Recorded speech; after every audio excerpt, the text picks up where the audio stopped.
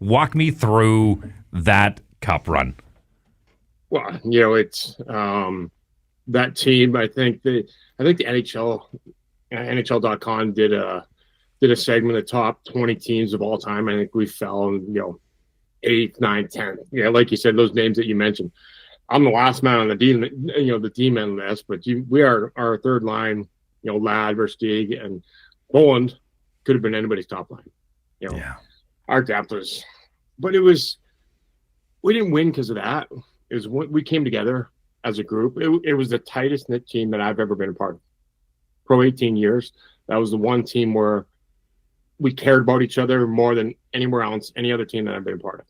Do you have any examples that come to mind to kind of paint that picture for anybody listening? Like what makes a team that tight and that connected? Well, you go through ups and downs. Like, for us, we started exhibition in Switzerland.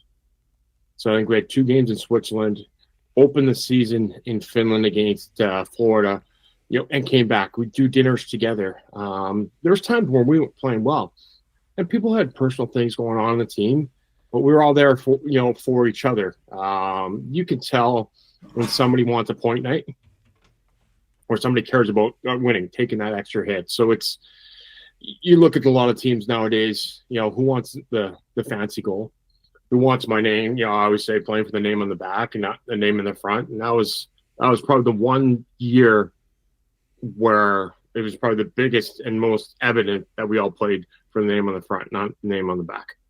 I heard a story recently from a very reliable source. I don't know if there's any truth to this. Any truth that Patty Kane was dicing up Taylor Swift? Oh, they did have some conversations. Yes, I don't know how far. I think they dated for a short period of time. Well, the story that I heard was actually from Denny Savard's mouth. Revealing my source. Yeah.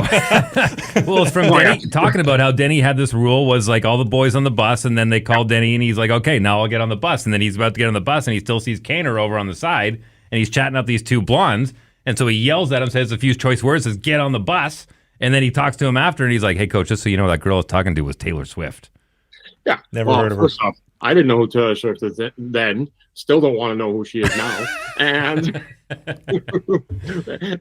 And Savvy was, 55 years old. So rules are rules, boys. It doesn't matter. Girls don't come into play, right? There's a rule, and if you don't abide by it, that's the way this works. I guess he just had to shake that one off.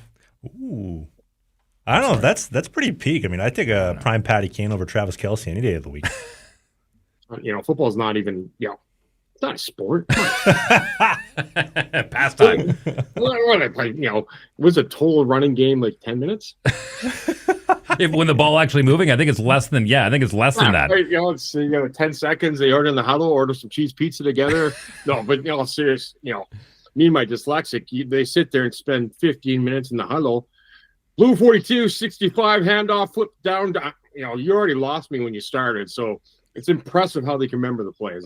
Dave, you enjoy what you just saw. We do new clips every single day, twice a day on the Clips channel. You see clips right here. And beside Dave's crotch, we have a full-length show every single Sunday, right by my hand. Click right here.